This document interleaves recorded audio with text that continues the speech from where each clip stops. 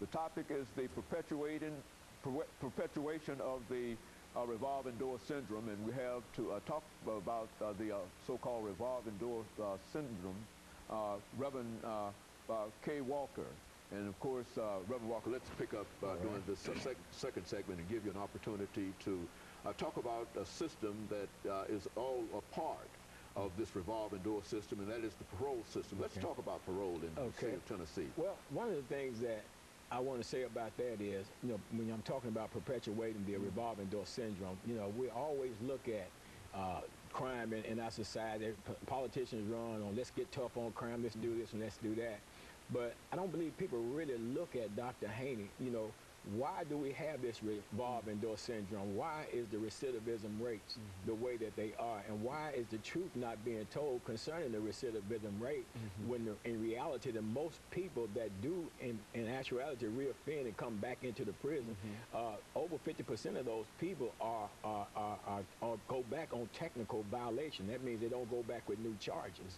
They go back because they failed to meet up with some of the conditions of their parole.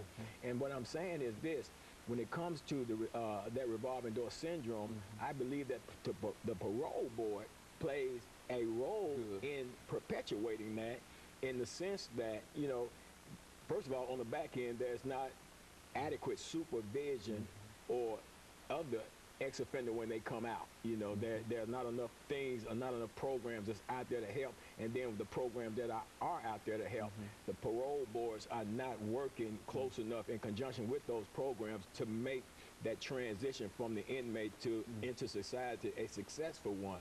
And then on the other side, coming out the door when they meet the parole board. Now you take, for example, you take inmates, and Dr. Haney, I have sat on parole boards, man, for the last 10 years or so. Let me interrupt. But parole, when you talk about parole board, are we talking about several boards, or is that just one general board for the entire state of Tennessee? It's one board for the entire state, for the state of Tennessee, and they go to the various institutions. I think it's a total of 7 parole board members.